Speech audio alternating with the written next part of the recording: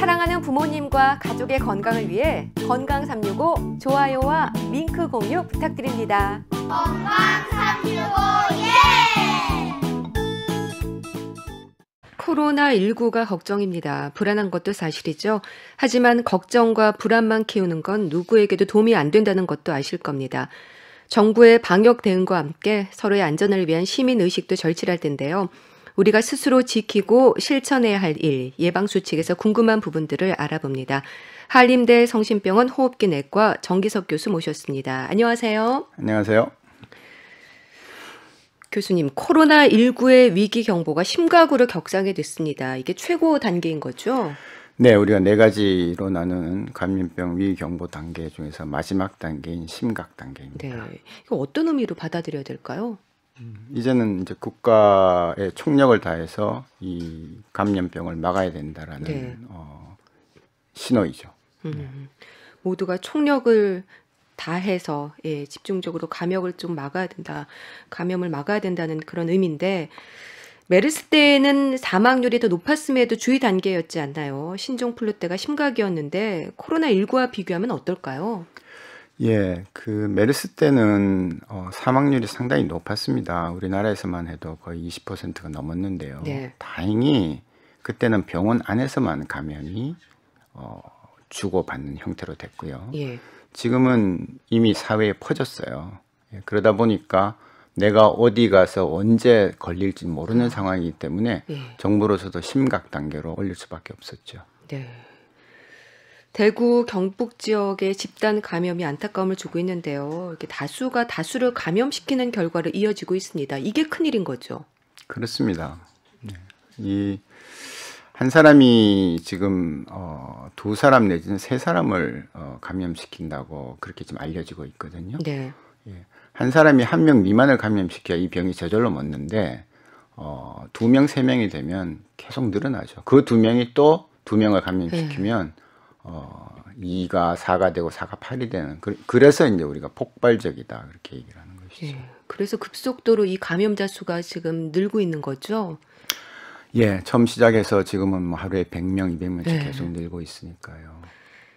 종교 생활이라든지 다수가 모이는 활동들을 자제해야 할 필요성, 서로 협조해야 하는 상황인데요. 호흡기 감염에 대한 인식이랄까요? 강조돼야 하는 부분들이 있지 않을까 싶습니다. 네, 저희가 우선 호흡기 감염이 어떻게 일어나는지 좀 알아야 되거든요. 네. 호흡기 감염은 대개 내 코와 내 목 안으로 바이러스 혹은 세균이 들어와서 호흡기 감염이 시작되는 겁니다. 그래서 그거를 막으려면은 그 바이러스나 세균을 마실 수 있는 그런 장소를 피해야 되고, 네. 또 내 손을 통해서 그 바이러스가 내 입이나 코로 들어가는 걸 막아야 되는 것이죠. 그래서 우리가 늘 얘기하는, 정말 이제는 너무나 다 잘 알고 계시는 마스크 착용하고 손 씻으라는 것이 거기에서 나오는 겁니다. 네. 마스크와 손 씻기 얘기를 하셨는데, 사실 정부의 방역 대응과 함께 개인의 위생 관리도 우리가 꼭 지켜야 할 부분이 아닐까 싶습니다.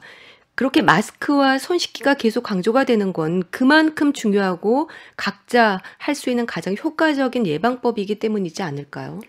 그렇습니다. 사실 이제 이 코로나19가 사람들이 다 이제 인지를 하고 두려움을 느끼면서 손 씻기를 워낙 열심히 잘 하셔서 그런지 네. 우리가 호흡기내과 외래에서 보는 일반 감기 환자는 많이 줄었어요. 아, 그렇군요. 네, 실제로 지금 독감 발생률이 많이 줄었다는 통계가 우리나라에서 나오고 있고요. 감염학에서는 우리가 손 씻기만 잘해도 감염병에 의한 위험을 70% 줄일 수 있다. 네. 즉 병이 10개가 돌 게 3개밖에 안 돈다라고 얘기를 하기 때문에 손 씻기 정말 중요하고요. 손 씻기 너무 잘하시면 의사들이 할 일이 없어집니다. 아, 그 정도군요. 그만큼 마스크를 또 쓰고 안 쓰고의 차이, 호흡기 감염에 있어서는 이게 절대적이지 않을까 싶은데 어떻습니까?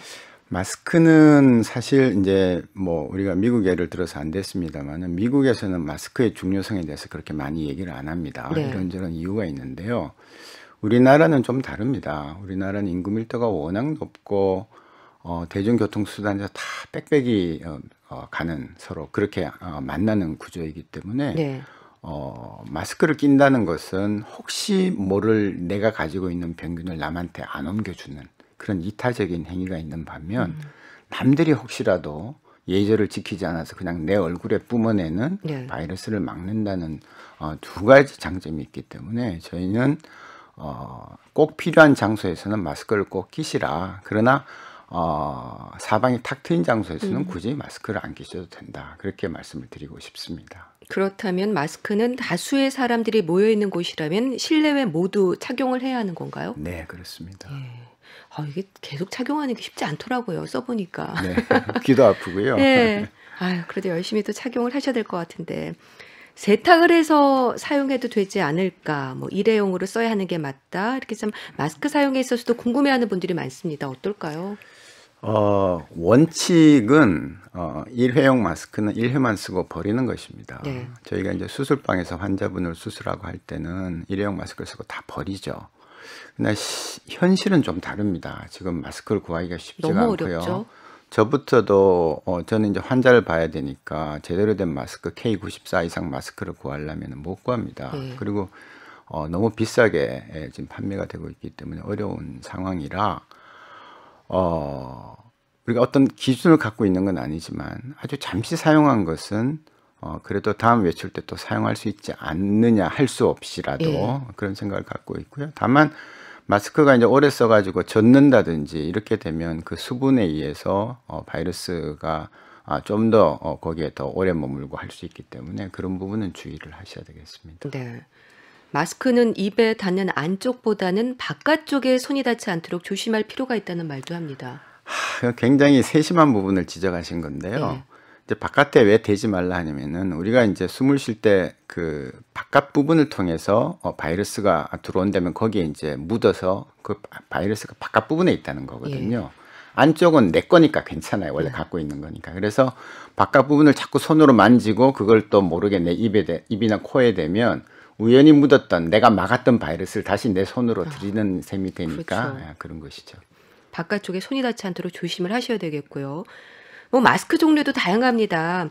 면으로 된 마스크에서부터 KF80, KF94, 우레탄 소재의 마스크까지 시중에 나와 있는 게 많은데 일단 뭐 구하기도 힘들고요. 지금은 이런 종류보다 일단 쓰는 게 중요하지 않을까 싶기도 한데요. 네, 그렇습니다. 보통 이제 비말이라 그래서 약간 침방울, 가는 침방울이 튀는 거기 때문에 안 막는 것보다 막는 게 낫거든요. 네. 그래서 효과가 좀 떨어진다고 의사들은 얘기를 하지만 막고 있으면 큰 침방울이 튀는 거는 막을 수 있고요. 그렇죠. 그렇다면은 거기에 대한 보호 효과는 있다고 봐야 되겠죠.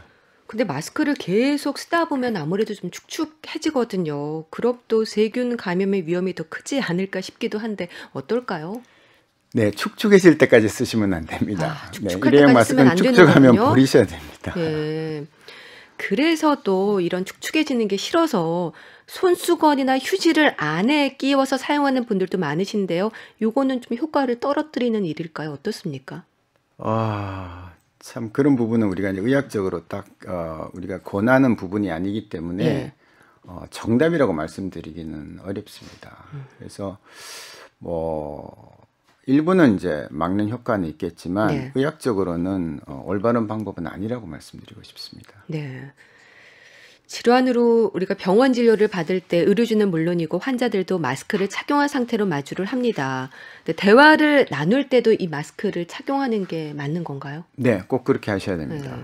저는 이제 어제도 외래 진료를 보는데 환자분들이 마스크를 잘 쓰고 오셨다가 네. 저 앞에 오면 이제 벗어요. 많은 분들이 일상에서 보면 이렇게 마스크를 쓰고 다니다가요. 얘기를 나눌 때는 마스크를 벗는 분들이 많으십니다. 네, 그래서 그렇게 하시면 안 되고요. 네. 전화하실 때도 그냥 마스크로 하셔도 잘 들립니다. 네. 하니까 꼭 마스크는 한번 써야 될 환경에서는 썼다 벗었다 하는 것보다는 계속 착용하시는 것이 원칙입니다. 그럼 이런 사용한 마스크를 버릴 때도 조심할 부분이 있는 걸까요? 네, 만일 그 안에 이제 내 바이러스가 혹시 나쁜 바이러스가 묻어 있다면은 버릴 때에 조심을 할 필요는 있겠습니다. 예, 그렇군요. 근데 요즘 그 새삼 느끼는 게 우리가 생각보다 얘기를 할 때 침이 많이 튀는구나라는 생각이 드는데요. 눈에 보이지 않아서 그런지 이렇게 거리도 좀 상당하지 않나요? 네.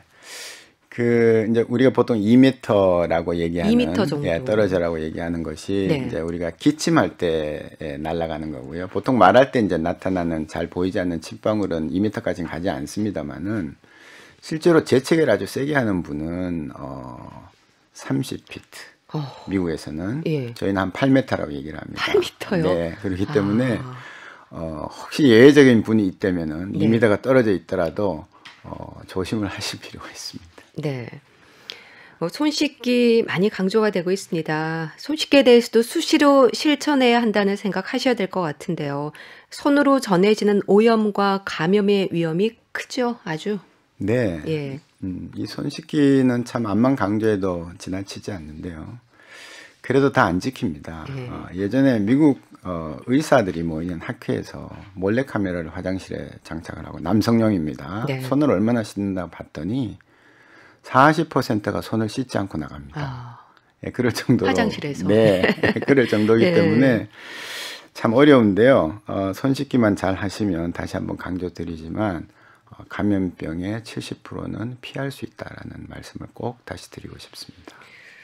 네, 참 이렇게 손을 안 씻는 게 손으로 얼마나 감염이 될까 잘 느끼지 못하는 분들이 많으셔서 그런 것 같은데요. 근데 무의식적인 행동 중에 손이 얼굴에 닿는 횟수가 정말 많죠. 예, 뭐 평균적으로 16회 정도는 누구나 다 하루에 16회 정도는. 올린다고 얘기를 하더라고요. 예. 네. 이 손을 그래서 30초 이상 비누를 사용해서 꼼꼼하게 닦아야 한다고 하는데 이 부분에 대해서도 좀 강조를 해 주셔야 될 것 같습니다. 네, 손이라는 것은 우리가 손끝, 우리가 안쪽으로 보는 손끝이 가장 이제 문제죠. 손끝이요? 예, 손끝에 예. 손톱이 있는 반대쪽이죠. 안쪽이죠. 그 안쪽이 늘 우리가 만지면 다 그 손의 안쪽을 갖고 만지게 되는 것이죠. 네. 그 부분을 당연히 꼼꼼하게 씻어 주시되 손가락도 하나하나 이제 이렇게 돌려가면서 반대쪽 손으로 잡고 돌려가면서 씻어 주셔야 되고요. 손톱 밑에 있는 걸 또 없애기 위해서는 손을 이제 꼬부려서 손톱을 반대쪽 손바닥에다 대고 이렇게 문질러 주시는 겁니다. 예. 이렇게 문지르면 손톱 밑에 있는 바이러스가 또 없어질 수 있기 때문에 그리고 마지막에 이제 손등까지 예. 손목까지 깨끗하게 한번 해보세요. 그러면 아주 깔끔한 느낌이 들면서 분명히 이 득을 보실 겁니다. 그렇게 꼼꼼하게 씻다 보면 30초가 금방 지나가겠네요. 예. 네. 근데 의외로 30초 참 오래 예. 갑니다. 네. 손 세정제도 같은 역할을 하는 걸까요? 역시 30초 이상 꼼꼼하게 비비고 닦아야 하는 겁니까? 그렇지 않습니다. 손 세정제는 이제 알코올 성분이 많기 때문에 네. 우리 발라보시면 아시겠지만 금방 없어지거든요. 그래서 꼼꼼하게 바르신 다음에 그냥 두시면 됩니다. 네. 30초를 이렇게 계속 문지를 수도 없거니와 예. 문지를 필요가 없다는 것이죠. 예. 사무실과 같은 함께 사용하는 컴퓨터 자판이라든지 문의 손잡이도 그렇고요. 사무실이나 집에서도 소독에 좀 신경을 써야 하지 않을까 싶은데 어떻습니까? 이거 다 손에 닿는 곳이잖아요. 네, 우리가 이제 수술하러, 저는 수술하는 사람은 아니지만 이제 그 인턴하면서 수술방에 많이 들어가고 수술하러 들어갈 때 요즘은 다 자동문이지만 네. 그 문을 이제 손으로 잡고 열 땐 절대로 손으로 잡지 않습니다. 예. 팔꿈치나 다른 걸 팔꿈치. 이용해서 문을 예. 열고 닫고 그렇게 그렇군요. 합니다. 왜냐하면 손에 뭐라도 묻으면 그것이 항상 쭉 들어가서 환자 몸에까지 들어갈 수가 있기 때문에 네. 그런 것이죠. 그래서 손을 가급적 건드리지 않는 것, 불필요하게 손을 얼굴에 올리지 않는 것도 중요하지만 네. 불필요한 걸 자꾸 손으로 만지지 않는 것도 중요합니다. 네. 자, 그리고 요즘 자가격리 얘기 많이 나오는데요. 자가격리에 대한 인식도 강조돼야 하지 않을까 싶습니다.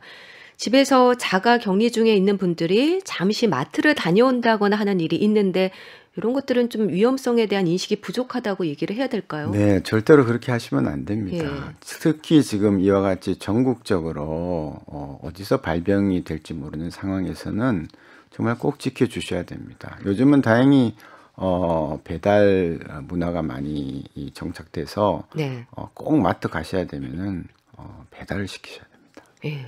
그럼 자가 격리가 주는 의미를 좀 설명해 주신다면요. 일단 2주를 기준으로 하는 부분에 대해서 짚어 주세요. 네.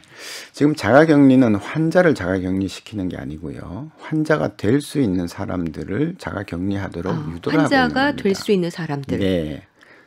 아직까지는 환자들은 병원으로 갑니다. 예. 예, 병원에 입원을 시키는데 아마 앞으로도 환자가 많이 생기면 병실 부족으로 인해서 경증 환자들도 자가격리를 해야 될 때가 올 수도 있습니다만은 지금은 병이 날 가능성이 있는 분들만 자가격리를 2주 동안 하도록 돼 있고요. 네. 하는 동안에는 가족이 없이 혼자 사시면 혼자서 그 공간 안에서 지내시면 되지만 가족이 있는 경우에는 반드시 마스크를 끼고 2m 간격을 유지를 하시고 식사도 따로 하시고 네. 빨래도 따로 하시고 모든 걸 다 잘 지키셔야 효과적인 자가격리가 되는 것입니다. 그럼 병이 날 가능성이 있는 분이라는 사람들의 그 기준은 어느 정도인가요? 접촉자입니다. 접촉자. 예, 확진자와 만났다. 또 확진자하고 확진자의 확실한 접촉자와 또 접촉을 했다. 이런 경우에는 우리가 접촉자로 분류해서 다 지금 자가격리를 시키고 있는 것이죠. 그럼 뭐 요즘 또 감기 독감으로 고생하는 분들도 많을 때잖아요. 증상으로 흔히 말하는 감기 기운이 있을 때는 일단 어떻게 합니까? 일단 병원부터 가야 되는 건가요? 어떻게 해야 되는 건가요? 감기는 저절로 치료되는 병이거든요. 예. 예, 감기를 치료하는 약은 아직 이 세상에 안 나와 있습니다. 그래서 웬만하면 감기가 확실하면 되게 그냥 계십시오. 병원에 갔다가 혹은 선별진료소에 갔다가 다른 사람의 병을 옮길 수가 있습니다. 네. 예, 그래서 계시면 되고요. 만일 열이 자꾸 난다. 또 혹은 내가 평소에 앓던 감기하고 뭔가 다르다. 네. 이럴 때는 병원에 가시되 가기 전에 요즘은 지금 이제 다 전화도 잘 되고 하니까 1339나 보건소에 전화를 해서 한번 상담을 한번 해보시고 본인 심각하게 느끼면 그 다음에 선별진료소를 가야 될지 네. 병원을 가야 될지 이런 부분들도 결정을 좀 하시면 좋겠습니다. 그럼 일단 증상으로 흔히 말하는 감기 기운이 있을 때는 집에서 2, 3일 정도 쉬면서 스스로 자가격리를 해야 되는 거겠네요. 네, 이제 감기 때문에 자가격리까지는 아니고요. 예. 그런 경우에는 자가격리라기보다는 이제 내가 접촉자와 만난 적도 없고 환자와 만난 적도 없어요. 예. 그러면 병원에는 가지 마시되 그냥 정상생활은 하시는 겁니다. 예. 예, 그러다가 병원에 가서 그다음에 진단이 나오면 거기에 맞는 걸 하시면 되고요. 혼자서 그렇게 안 나가시고 격리를 하실 필요는 없죠. 예. 그러다가 기침과 같은 좀 이상하다 싶은 호흡기 증상이 있을 때는 1339로 전화를 해야 되는 건가요? 네, 1339나 이제 그 관할 보건소가 있습니다. 관할 보건소. 예, 관할 보건소 전화가 다 나와 있으니까 거기에 전화해서 한번 상담을 해보시면 좋겠습니다. 네. 그렇게 전화를 해서 지역의 선별 검사소가 어디 있는지 확인을 해서 가야 되는 건가요? 네, 그렇습니다. 그렇군요. 그런데 이런 말도 있습니다. 면역력이 강한 사람은 코로나19에 감염이 되었더라도 감기처럼 약하게 지나가기 때문에 본인이 감염된 줄도 모르고 돌아다니다가 면역력이 약한 사람들에게 감염시킬 수 있다. 이게 또 위험한 것 같은데요. 네, 그게 사실은 저희가 제일 두려워하는 부분이거든요. 예.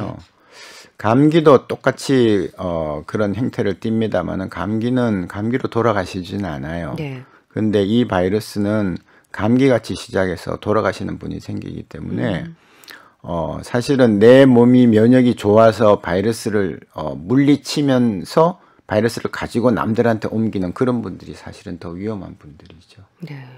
문제는 그걸 누군지를 알 수가 없다는 겁니다. 그렇군요. 예. 감염 예방과 관련해서 이렇게 면역력이 강조가 되는 건 어떤 의미일까요? 바이러스 질환은요, 들어오면은, 우리 몸이 바이러스와 싸우느라고, 여러 가지 일을 합니다만은 항체란 걸 만들어냅니다. 항체. 예, 항체. 예, 면역 글로불린이라는 건데요. 네. 단백질 성분이죠. 그래서 사실은, 독감이나 이런 부분들도 일정 부분 우리 몸에 항체가 만들어져 있기 때문에 또 항체를 만들기 위한 독감 예방주사를 놓기 때문에 독감 예방주사 맞으면 항체가 생겨서 우리가 막아낼 수 있는 건데요. 네. 지금 이 새로 나온 바이러스 코로나19는 항체가 없어요. 그 누구한테도. 그렇기 때문에 없군요. 항체를 다 만들어서 각자 방어를 하는데 예. 항체를 못 만드는 약한 사람들은 그거를 못 만들므로 해서 바이러스와의 싸움에 지는 것이죠. 네. 이 면역력 얘기가 계속 나오는데 이거 어떻게 해야 될까요? 일단요, 면역력을 높일 수 있는 어떤 획기적인 방법은 없습니다. 예. 뭐가 좋대더라, 뭐가 좋대더라 이런 말이 현혹되시면 안 됩니다. 요즘 문자가 많이 옵니다. 네, 한때 뭐 미세먼지에 예. 뭐 무슨 고기가 좋다더라 해서 예. 많이 회식들도 하고 했는데요. 아무 근거 없는 얘기입니다. 예, 만일 그것 때문에 좋아졌더라도 그게 우연히 있었을 뿐이지 네. 예, 절대 아니고 그런데 현혹되지 마시고요. 가장 평범한 것이 가장 진리입니다. 자, 평소에 건강한 생활을 하셔야 됩니다. 건강한 생활. 네. 음식도 균형 있는 음식으로 신선한 음식 하시도록 하셔야 되고요. 네. 운동도 계속 하셔야 됩니다. 근력이 높고 하는 경우에 훨씬 더 면역력이 높아지는 거 사실이고요. 네. 예, 그리고 깨끗한 생활 하셔야 됩니다. 예, 그런 별거 아닌 것 같지만 끊임없이 매일매일 운동해주고 식단 살피고 예. 손 씻기 잘하고 그 다음에 나한테 나에게 해가 될 만한 것들은 피하시고 하는 그런 것들을 지켜나가시다 보면 남들보다는 면역력이 나을 거예요. 네. 관리를 하셔야겠네요. 틈틈이도. 요즘은 뭐 일상의 모든 일에 조심을 하게 됩니다. 분변에 이어서 소변에서도 바이러스가 검출된다는 얘기도 있는데요. 그래서 물을 내리는 과정에서 호흡기로 감염이 될 수 있기 때문에 변기물을 내릴 때 뚜껑을 닫아야 한다는 말도 나오고 있고요. 화장실 방역에도 더 신경을 써야 한다고도 하던데 이런 얘기도 다 맞는 얘기입니까? 네, 그게 이제 사스 때 홍콩에서 나왔던 얘기고요. 이제 물을 내리면 뭐 변기가 여러 가지 종류가 있습니다만 우리가 좌식 양변기를 생각을 하시면은 물을 내리면 물이 쭉 내려가면서 플룸이라는 게 생깁니다. 그 네. 플룸이라는 게 뭔가 하면 미세한 입자이거든요. 그래서 그 물방울이 있으면서 거기에 만일 바이러스가 많다면 네. 그 플룸이라는 게 공중에 잠시 떠 있을 수가 있죠. 예, 그래서 사실 양변기 그 뚜껑을 닫고 처리를 하는 것은 의학적으로 맞다고 보는 건데 문제는 이 코로나 바이러스가 얼마나 분변에 묻어 나올 것이냐, 네. 또 나오는 것이 과연 그게 사람 몸에 들어가서 복제를 시작할 수 있는 활성화된 바이러스냐 아니면 비활성화돼서 바이러스는 있지만 이미 죽은 껍데기를 보고 있는 것이냐라는 그런 연구들 지금 계속 하고 있기 때문에 예. 조금 더 추세를 봐야 됩니다. 그래도 변기물을 내릴 때 뚜껑을 닫아야 될까요? 뭐든지 조심을 해야겠죠. 지금 상황에서는. 네, 저는 안 닫았는데 이제부터는 닫아야 되겠습니다.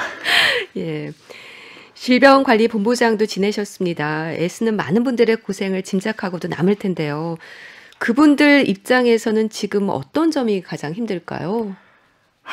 정말 마음이 아픕니다. 예. 정말 그분들 국민 여러분들 성원해 주셔야 됩니다. 제가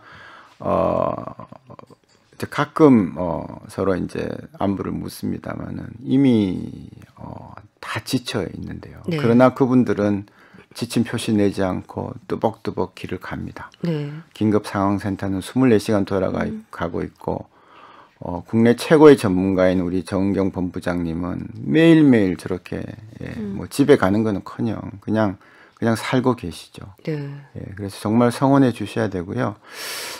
그분들을 좀 대체할 인력들이 가끔씩 나타나서 그분들하고 좀 교대도 해주고 했으면 좋겠지만 네. 현실은 그렇지 않기 때문에 정말 가슴이 메이는 그런 상황입니다. 서로 협조해주고 이렇게 애써주셔서 감사하다는 그런 말씀을 좀 해주시면 서로 힘이 되겠네요. 네, 네. 꼭 좀 성원을 해 주십시오. 코호트 격리, 에크모, 산소호흡기, 코로나19 초기에는 등장하지 않았던 이름들이 나오고 있습니다. 중증의 증상을 보이는 환자들이 많다는 걸 의미할까요? 그렇습니다. 코호트 격리는 이제 환자들이 많아진다. 또 환자로 의심되는 사람들이 많아진다는 뜻이고요. 네.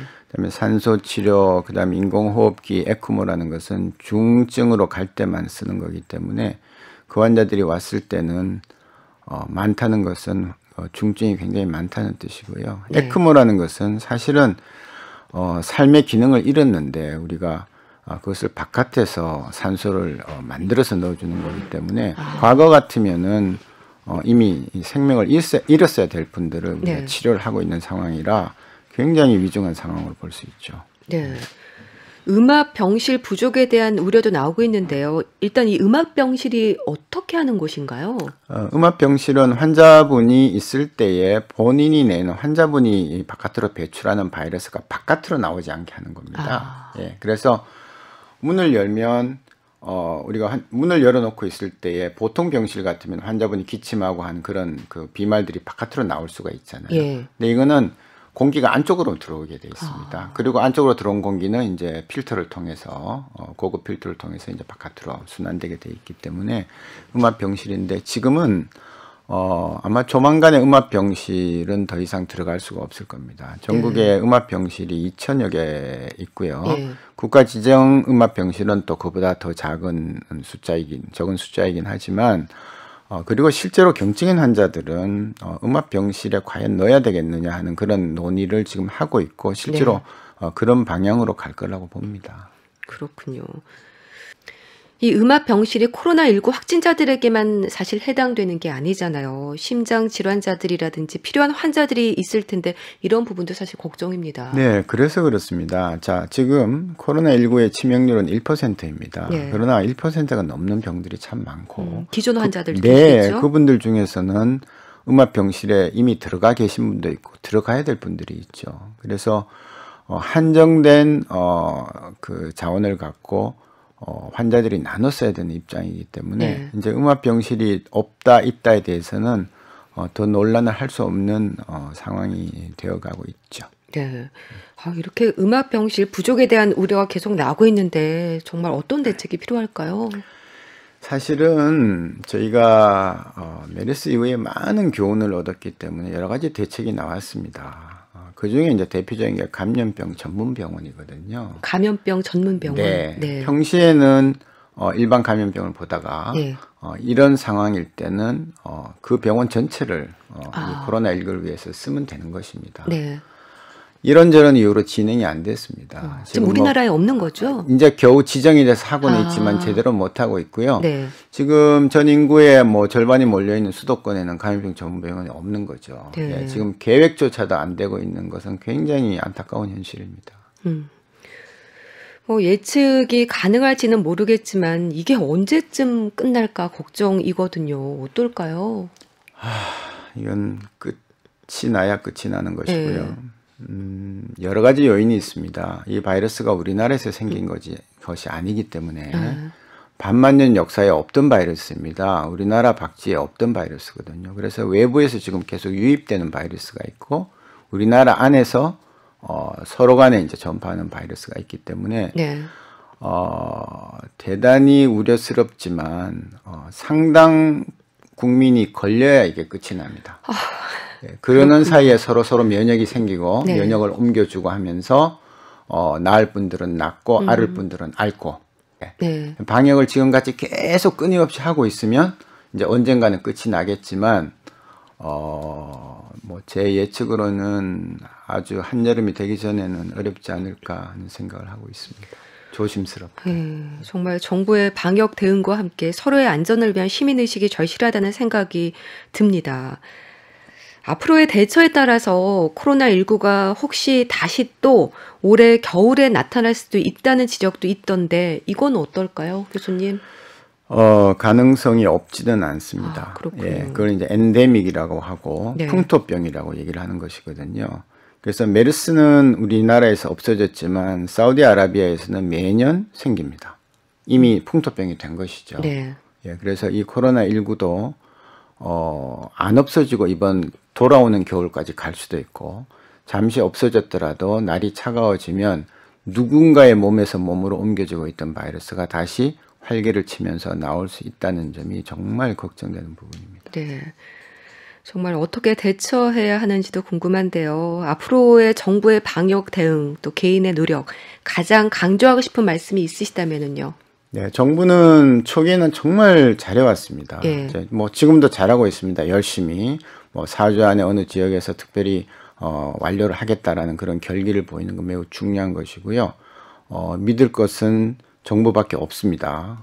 그래서 계속 믿고 가시되 뭐 제가 전문가로서 말씀을 드리면 네. 좀 더 전문가의 의견을 일부만 듣지 말고 포괄적인 의견을 좀 잘 해서 전문가들끼리도 서로 토의해서 가장 합리적인 결론을 낼 수 있는 방향을 마련을 해 주셔야 돼요. 왜냐하면 관련 여러 학회, 전문가들이 이제 의사들 학회로 나눠져 있습니다. 네. 여러 학회에 여러 사람들이 말을 다 따로따로 내는 경우가 있고요. 의사협회는 의사협회대로 또 얘기를 하고 있지만, 그래서 판단을 할 때 누구 걸 취하고 누구 걸 버릴 것인지는 정부가 결정을 할 수가 없어요. 마지막 최종 결정은 하지만 그 판단을 할 수가 없어요. 그래서 전문가들끼리 토론을 시켜서 가장 합리적인 방안을 만들어내서 그 결론을 정부가 따라가는 것이 맞다. 예, 그렇게 생각하고요. 국민 여러분들은 너무 두려워하지 마십시오. 네. 건강하면 괜찮습니다. 그러니까 걱정은 하지 마시되 정부의 정책을 보시고 정말 따라하시고, 자가격리 대상인데 마트 간다고 하는 이런 정말 저희가 보기에는 정말 부도덕한 행위입니다. 네. 예, 윤리에서도 어긋난 행위입니다. 이런 거 하지 마시고 또 항상 나오는 그런 공지사항 잘 보시고 잘 따라하시면 두려움을 가지실 필요는 없습니다. 네, 알겠습니다. 자, 오늘 코로나19와 관련해서 우리가 스스로 지키고 실천해야 할 일, 그리고 예방수칙에서 궁금한 부분들을 알아봤는데요. 한림대 성심병원 호흡기내과 정기석 교수와 함께했습니다. 말씀 감사합니다. 네, 감사합니다.